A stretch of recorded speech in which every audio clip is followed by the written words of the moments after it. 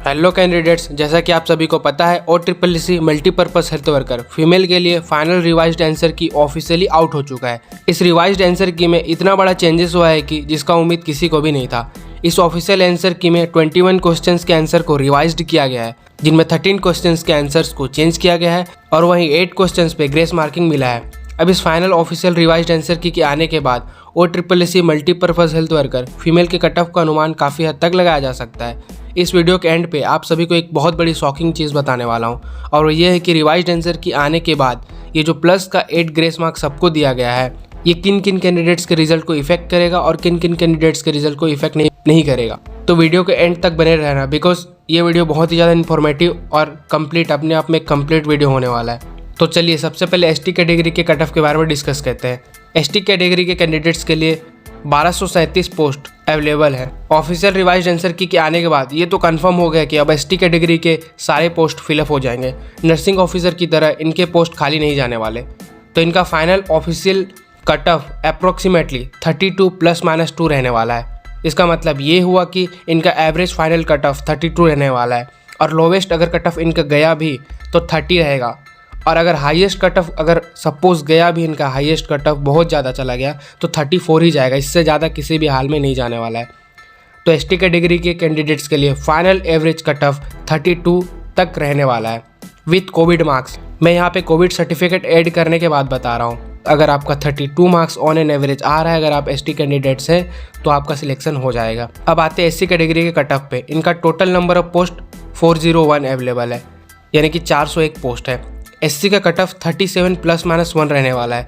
इसका मतलब ये हुआ कि अगर आपका टोटल कोविड मार्क्स ऐड करके 37 मार्क्स ऑन एन एवरेज आ रहा है तो आपके सिलेक्शन होने के चांसेस 99% तक है।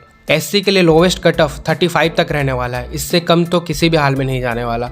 और अगर हाईएस्ट कट ऑफ की बात करें तो 38 रहने वाला है। तो अगर आप भी एक SC कैटेगरी के स्टूडेंट हैं और आपका 37 मार्क्स आ रहा है तो आपके 99% सिलेक्शन के चांसेस है। अब आते हैं UR यानी कि जनरल कैटेगरी के कट ऑफ पर।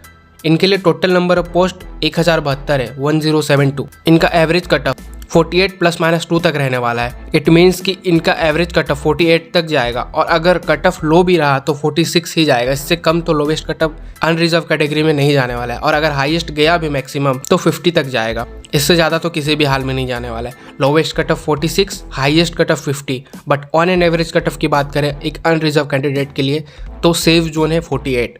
तो अगर आप भी एक अनरिजर्व या फिर जनरल कैंडिडेट है और आपका average mark with Covid certificate 48 आ रहा है या फिर इससे ज़्यादा आ रहा है तो आपके 90 से 95% चांसेस है कि आपका सिलेक्शन होने वाला है। अब आते हैं SCBC के कट ऑफ पर। मैंने अपने पुराने वीडियोस पे ये बताया था कि SCBC का कट ऑफ जनरल के इक्वल या फिर उससे हाई जा सकता है, पर ये फाइनल रिवाइज्ड आंसर की के बाद सब कुछ उलट पुलट गया है। SCBC के total number of post 43 available है। इनका average final cut off UR के ±1 रहने वाला है। इसका मतलब ये हुआ कि इनके कट ऑफ और UR यानी कि जनरल कैटेगरी के कट ऑफ के बीच ज़्यादा का डिफरेंस नहीं होने वाला है। अगर होगा भी तो 1 नंबर का डिफरेंस होगा, उससे ज़्यादा तो नहीं होने वाला है। इट मीन्स इनका भी एवरेज कट ऑफ लगभग 48 तक रहने वाला है। अगर सपोज जनरल वाले का कट ऑफ 48 गया तो इनका भी 48, 49 या 47 तक ही रहेगा। अगर इनका कट ऑफ हाई भी गया SCBC वालों का तो 50 जाएगा, उससे ज़्यादा हाई किसी भी हाल में नहीं आने वाला है। अगर किसी SCBC कैंडिडेट्स का मार्क्स बिटवीन 48 से 50 आ रहा है या 50 मार्क्स तक आ रहा है तो आपके 95% चांसेस है कि आप एक सेफ जोन में हैं। तो अब हम इस वीडियो के सबसे इंपॉर्टेंट टॉपिक्स पे आते हैं, और वो है ग्रेस मार्क्स। जो प्लस के 8 ग्रेस मार्क्स यानी कि बोनस मार्क्स सभी कैंडिडेट को दिया है, क्या इसका इफेक्ट सब पे पड़ेगा? तो मैं आपको इन्फॉर्मेशन के लिए बता दूं कि ये प्लस का 8 ग्रेस मार्क्स सभी को दिया जाएगा जिन जिन लोगों ने इस एग्जाम को दिया था। एक बात मैं आपको बता देता हूँ, जनरली ग्रेस मार्क्स रिजल्ट को इफेक्ट नहीं करता, बट यहाँ पर ग्रेस मार्क्स रिजल्ट को बहुत इफेक्ट करने वाला है।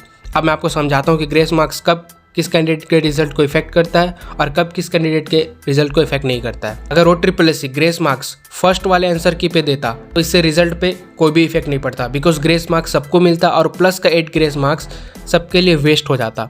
बट यहाँ ग्रेस मार्क्स रिवाइज्ड आंसर की के आने पर मिला है, जिससे सभी कैंडिडेट्स के रिजल्ट पर बहुत ही बड़ा इफेक्ट पड़ा है। फर्स्ट आंसर की आया था तब उसमें ग्रेस मार्क्स मेंशन नहीं था। इससे कुछ कैंडिडेट्स के इस ग्रेस मार्क्स वाले क्वेश्चंस पे पॉजिटिव मार्क्स आ रहे थे, और कुछ कैंडिडेट्स के इस ग्रेस मार्क्स वाले क्वेश्चन पे नेगेटिव मार्क्स भी आ रहे थे, और कुछ कैंडिडेट्स थे जिन्होंने इस क्वेश्चन को अटेम्प्ट ही नहीं किया था।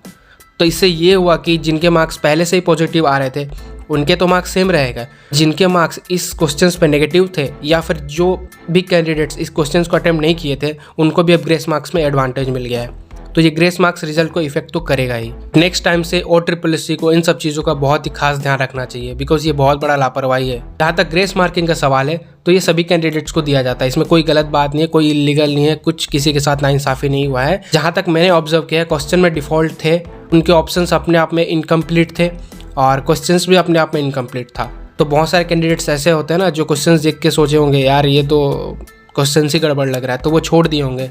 तो इसलिए भी सबको ग्रेस मार्किंग दिया जाता है। ज़रूरी नहीं है कि अगर आप अटेम्प्ट किए हैं तो आपका अगर सही हुआ है तो आपको ही वो क्वेश्चन आता है। और भी ऐसे कैंडिडेट्स होंगे जो बहुत शार्प माइंडेड होंगे, जिनको पता है यार ये क्वेश्चन ही गलत, तो इसीलिए ग्रेस मार्किंग का क्राइटेरिया सब पे अप्लाई होता है। तो ये सबको दिया जाता है, इसमें कोई गलत बात नहीं है। और जितने भी क्वेश्चन पर ग्रेस मार्क मिले हैं वो सारे क्वेश्चन अपने आप में कहीं ना कहीं गलत और थोड़ा सा इनकम्प्लीट थे। तो इस बार कोई भी कोर्ट केस करने के बारे में बिल्कुल भी ना सोचे, इसका कोई भी प्रॉफिट नहीं होने वाला है। केस फाइल होते ही इसे रिजेक्ट कर दिया जाएगा। तो बेटर होगा इन सब चीज़ों से दूर रहो। और NM GNM की न्यू वैकेंसीज इस साल में आने वाली है, तो उसके प्रिपरेशन के लिए लग जाओ। और जाते जाते इस वीडियो को लाइक और चैनल को सब्सक्राइब करते जाना। All the very best, thanks for watching, see you in the next video.